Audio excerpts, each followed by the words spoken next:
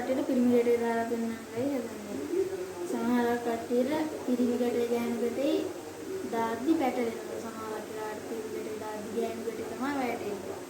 හරි ඉතින් මම වටිලා මුලින්ම දැන් මේ පිරිමි ගැටේ දාන විදිහ හරියට උදාහරණයක් පෙන්නන්න. මුලින්ම මේ මෙහෙම අල්ලන් මේකේ යටින් මෙන්න මේ අනිත් පැත්ත කොන දාන්න ඕනේ. දාලා ඊට පස්සේ මේ මම මෙතන අල්ලන් ඉන්නේ. අනේ එතන මෙහෙම යටින් දාලා මේ ලනු කැලි දෙකේම යටින් මෙහෙම දාන්න ඕනේ ලනු. දාලා ඊට පස්සේ දැන් මේක උඩින් දාන්න ඕනේ මෙන්න මේ ලනු උඩින් දාලා මෙහෙම අරගන්න ඕනේ.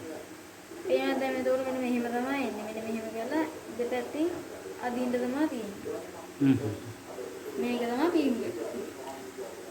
දැන් මම ගැහණු ගැටේ දාලා පෙන්නන්න තමයි ඔකට හදන්නේ. ගැහණු ගැටේ දාන්නේ මේ විදිහටම අරගෙන අර විදිහටම මේක යටින් දාලා මේලනු මෙන්න මෙතන තමයි ඔය කට්ටියට පැටලෙන්නේ.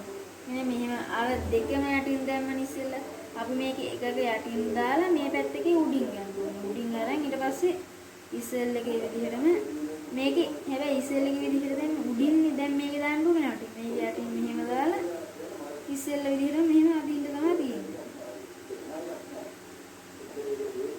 මේ තියෙන්නේ ගැහණු.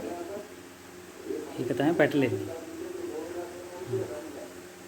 ඒක නිසා පිරිමි ගැටේ දාන්න හරියට ඉගෙන ගන්න.